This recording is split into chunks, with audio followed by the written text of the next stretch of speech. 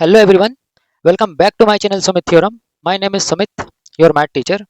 तो आज मैं आप लोग को बताने जा रहा हूँ class 10th CBSE board NCERT mathematics जो बुक है उसका सिलेबस। ओके, तो देखो आखिर ये न्यू पैटर्न के अकॉर्डिंग लाइक तुम्हारा 2026 से 2027 तक है ना, क्या है। तो ये मैं सिलेबस आप लोग को बताने जा रहा हूँ, ठीक है, मैथमेटिक्स का।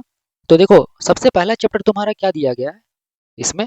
सबसे पहला चैप्टर तुम्हारा दिया गया है रियल नंबर्स, है ना, जिसमें हम लोगों को पढ़ना क्या क्या है, जिसमें हम लोगों को पढ़ना है रियल नंबर्स पढ़ना है। Okay, then fundamental theorem of arithmetic पढ़ना है जिसको हम लोग एफडीए भी बोलते हैं शॉर्ट में। देन हम लोग को पढ़ना है एलसीएम एचसीएफ, ठीक है। देन हम लोग को पढ़ना है relationship between LCM and HCF, है ना। देन हम लोग को पढ़ना है प्रूफ ऑफ इरेशनल नंबर्स, ठीक है, ये पढ़ना है। ओके, जिसमें तुम्हारा ये जो है ना ये बड़ा इंपॉर्टेंट हो जाता है ना। और ये एफडीए मतलब फंडामेंटल थ्योरम ऑफ अर्थमेटिक, ये तुम्हारा इंपॉर्टेंट है, ठीक है। तो हम लोग चैप्टर नंबर 1 में हम लोग ये सारे टॉपिक्स पढ़ेंगे, है ना। वैसे मैं ये जो चैप्टर नंबर 1 है वो सारा कवर कर चुका हूँ। ओके, आप लोग जाके वीडियो को देख सकते हैं, ठीक है। तो ये था तुम्हारा चैप्टर नंबर 1। ओके, देखो जो तुम्हारा दूसरा चैप्टर है ना उसका नाम है पोलिनोमियल्स, है ना। ये भी तुम्हारा काफ़ी इंपॉर्टेंट चैप्टर होता है ना, इनफैक्ट है। तो इसमें हम लोग क्या क्या देखेंगे, इसमें हम लोग देखेंगे आखिर ये पोलिनोमियल होता क्या है, ठीक है ना, ये तुम्हारा होता क्या है, ठीक है, ये हम लोग देखेंगे। दूसरा में हम लोग क्या देखेंगे, इसका टाइप्स देखेंगे, मतलब टाइप्स ऑफ पोलिनोमियल देखेंगे, ठीक है, ये हम लोग देखेंगे। देन तुम्हारा इसका स्टैंडर्ड फॉर्म देखेंगे, है ना। देन तुम्हारा जीरोस ऑफ पोलिनोमियल्स, ये मोस्ट इंपॉर्टेंट होता है, इससे तुम्हारे एग्जाम में क्वेश्चन आता है ना, ये हम लोग देखेंगे। देन तुम्हारे इसमें पढ़ना क्या है, relationship between zeros and it's coefficient, ये हम लोग को पढ़ना है, ठीक है ना, ये भी तुम्हारा इंपॉर्टेंट होता है ना। तो ये तुम्हारा जो चैप्टर नंबर 2 है ना जिसका नाम क्या था, पोलिनोमियल्स था, उसमें हम लोग इतना सारा टॉपिक्स हम लोग पढ़ेंगे और जो इंपॉर्टेंट है वो मैं मेंशन कर दिया हूँ, ठीक है। तो अब हम लोग देखते हैं आखिर चैप्टर नंबर 3 में कौन कौन सा टॉपिक इंपॉर्टेंट है ना। तो तीसरा तुम्हारा जो है ना उसमें चैप्टर का नाम है तुम्हारा pair of linear equation in two variables. क्या है तुम्हारा चैप्टर का नाम, pair in linear equation in two variables. देखो इसमें तुमको पढ़ना क्या क्या है ना, पहला चीज पढ़ना है यही तुम्हारा जो इसका स्टैंडर्ड फॉर्म पढ़ना है, ठीक है ना, इसका क्या पढ़ना है, स्टैंडर्ड फॉर्म। ओके, फिर हम लोग क्या पढ़ेंगे, ग्राफिकल मेथड पढ़ेंगे, है ना। फिर हम लोग क्या देखेंगे, कंसिस्टेंट एंड इनकंसिस्टेंट जो का जो कंडीशन है वो देखेंगे। उसके बाद हम लोग देखेंगे पैरेलल इंटरसेक्टिंग एंड कोइंसिडेंट का कंडीशन देखेंगे, ठीक है ना, ये तुम्हारा इंपॉर्टेंट होता है, ये तुम्हारे एग्जाम के पॉइंट ऑफ व्यू से इंपॉर्टेंट है ना। लास्ट में तुम्हारा क्या है, अलजेब्राइक मेथड। ओके, तो इसमें तुम्हारा दो मेथड हम लोग यूज करेंगे ये इक्वेशन को सॉल्व करने के लिए, एक को बोलेंगे सब्स्टिट्यूशन मेथड और एक को बोलेंगे एलिमिनेशन मेथड, है ना। ओके, अब ये वाला भी तुम्हारा मोस्ट इंपॉर्टेंट है एग्जाम के लिए, ठीक है। मेनली तुम्हारा दोनों में से कोई भी आता है बट एलिमिनेशन मेथड यहाँ पे ज़्यादा इंपॉर्टेंट है ना। तो हम लोग इसमें ज़्यादा फोकस करेंगे, ठीक है। तो ये था तुम्हारा चैप्टर नंबर 3।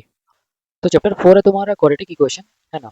इसमें तुमको पढ़ना क्या है, सबसे पहले ये जो इक्वेशन है इसका स्टैंडर्ड फॉर्म पढ़ना है, ठीक है, ये स्टैंडर्ड फॉर्म। ओके, देन तुमको क्या पढ़ना है, इसका सोल्यूशन निकालना है with the help of factorization method, ये पढ़ना है, ये इंपॉर्टेंट है ये वाला, ये तुम्हारा क्या है, मोस्ट इंपॉर्टेंट है, ठीक है। देन तुम्हारा क्या पढ़ना है, डिस्क्रिमिनांट पढ़ना है, ये भी तुम्हारा इंपॉर्टेंट है ना।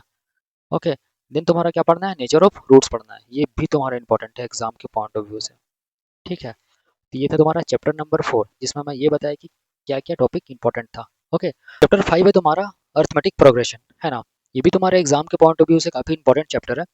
इसमें हम लोग क्या देखेंगे ना, इसमें हम लोग ये देखेंगे कि आखिर ये अर्थमेटिक प्रोग्रेशन होता क्या है, ठीक है ना, इसको शॉर्ट में हम लोग क्या बोलते हैं, एपी बोलते हैं। ये होता क्या है हम लोग ये देखेंगे। ओके, उसके बाद हम लोग देखेंगे इसका जनरल टर्म क्या होता है, ये देखेंगे।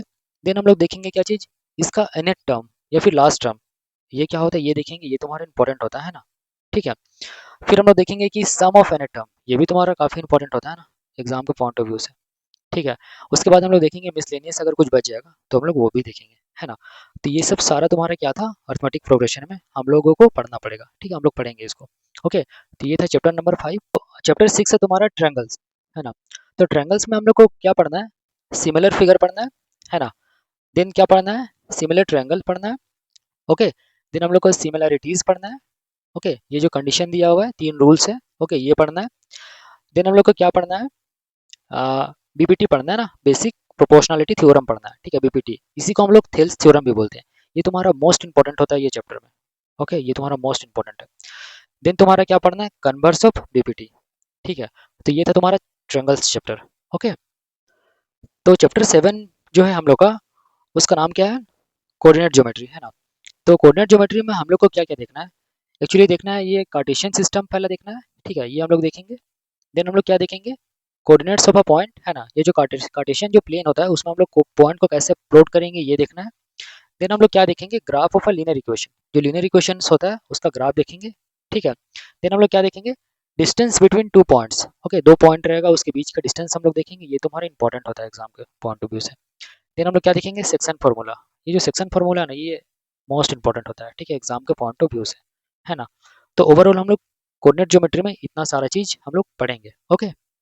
चैप्टर 8 में हम लोग का हम लोग को क्या पढ़ना है, ट्रिगोनोमेट्री, ओके।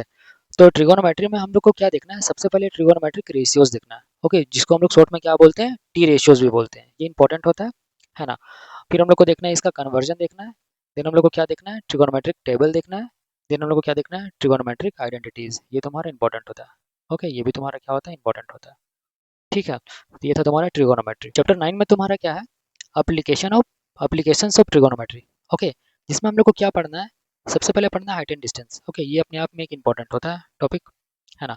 देन हम लोग को क्या देखना है, एंगल ऑफ एलिवेशन देखना है। देन हम लोग को क्या देखना है एंगल ऑफ डिप्रेशन देखना है। देन हम लोग को क्या देखना है, कॉन्सेप्ट ऑफ स्पीड डिस्टेंस ना, ये भी तुम्हारा इंपॉर्टेंट होता है ना, ओके। तो इतना हम लोग को देखना है। चैप्टर 10 तुम्हारा क्या है, सर्कल्स, ओके। सर्कल्स में हम लोग को क्या क्या पढ़ना है, tangent, secant and cot, okay. Then क्या पढ़ना है, थ्योरम 10.1 एंड 10.2 पढ़ना है, ठीक है। देन तुम्हारा क्या पढ़ना है, कॉन्ग्रुएंट ट्रायंगल्स, ये पढ़ना है, ठीक है, जिसमें तुम्हारा ये तुम्हारा मोस्ट इंपॉर्टेंट है, ओके। और ये तुम्हारा थ्योरम 10.1 और 10.2 भी इंपॉर्टेंट है, ओके। चैप्टर 11 में क्या है तुम्हारा, areas related to circles, okay. तो इसमें हम लोग को क्या क्या पढ़ना है, इसमें पढ़ना है सेक्टर एंड सेगमेंट, ठीक है। फिर हम लोग क्या देखेंगे, इसमें सेक्टर और सेगमेंट का एरिया निकालने हम लोग सीखेंगे। देन हम लोग क्या सीखेंगे, लेंथ ऑफ आर्क निकालने हम लोग सीखेंगे। देन हम लोग क्या देखेंगे, इसमें तुम्हारा पेरीमीटर निकालना, किसका, सेक्टर और सेगमेंट का, जिसमें तुम्हारा ये वाला जो है ना ये तुम्हारा इंपॉर्टेंट होता है, ओके, और ये भी तुम्हारा इंपॉर्टेंट होता है ना। और इसका कॉन्सेप्ट इंपॉर्टेंट है, और ये लेंथ ऑफ आर्क ये भी तुम्हारा इंपॉर्टेंट होता है, ठीक है। चैप्टर 12 तुम्हारा है surface areas and volumes, okay. तो इसमें हम लोग क्या देखेंगे ना, इसमें हम लोग सरफेस एरिया और वॉल्यूम निकालना सीखेंगे, किसका किसका, हेमीस्फेयर का, स्फेयर का, क्यूबॉइड का, क्यूब का, सिलेंडर का और कोन कोन का। तो इसमें ओवरऑल देखा जाए तो इसमें सारा इंपॉर्टेंट है ना, सारा का वॉल्यूम और सारा का सरफेस एरिया, ओके। चैप्टर 13 क्या है, स्टैटिस्टिक्स, ओके, जिसमें हम लोग को क्या पढ़ना है, मीन पढ़ना है, ठीक है, ओके, मीन निकालना है, जो गिवन डेटा दिया रहेंगे उनका। तो ये मीन निकालने में ना हम लोग को तीन मेथड यूज करना है, एक को बोलते हैं डायरेक्ट मेथड, ठीक है, एक को बोलते हैं अज्यूम मीन मेथड या फिर शॉर्टकट मेथड, और एक को हम लोग बोलते हैं स्टेप डिविएशन मेथड, ओके। तीनों में से कोई भी एग्जाम में आ सकते हैं आप लोग का। सेकंड में क्या पढ़ना है हम लोग को, मीडियन निकालना है, और थर्ड में क्या पढ़ना है, मोड निकालना है, ठीक है, जिसमें आपका मीन जो है ना ये ज़्यादा इंपॉर्टेंट है, क्योंकि ये कोई भी मेथड से एग्जाम में पूछ सकता है, और मोड और मीडियन ये भी इंपॉर्टेंट है ना, ये भी हम लोग को जान के रखना है, ठीक है। तो ये था आपका चैप्टर नंबर 13। तो ये जो लास्ट चैप्टर है आप लोगों का एनसीईआरटी, ओके, मैथमेटिक्स, जिसका नाम है प्रोबेबिलिटी, ठीक है। तो इसमें हम लोग क्या देखेंगे, प्रोबेबिलिटी होता क्या है ये देखेंगे। देन हम लोग क्या प्रोबेबिलिटी को फाइंड कैसे करते हैं वो देखेंगे। देन हम लोग प्रोबेबिलिटी का रेंज देखेंगे, ठीक है। देन हम लोग क्या देखेंगे, श्योर इवेंट देखेंगे। देन इम्पॉसिबल इवेंट देखेंगे। देन हम लोग लास्ट में क्या देखेंगे, कॉम्प्लीमेंट्री प्रोबेबिलिटी हम लोग देखेंगे, ठीक है। तो ये था आप लोग का एनसीईआरटी का सारा सिलेबस, है ना, टॉपिक वाइज इसमें क्या क्या पढ़ना है ये मैं आप लोगों को बताया, जिसमें मैं चैप्टर नंबर 1 को कंप्लीट कर चुका हूँ, है ना। हो सके तो आप लोग वो वीडियो को जाके देख सकते हैं, वो मैं वन शॉट में भी बताया हूँ, ठीक है। तो इसको पहले हम लोग कंप्लीट करते हैं one by one, okay, daily एक एक चैप्टर कॉन्सेप्ट के साथ। तब तक के लिए जय हिंद।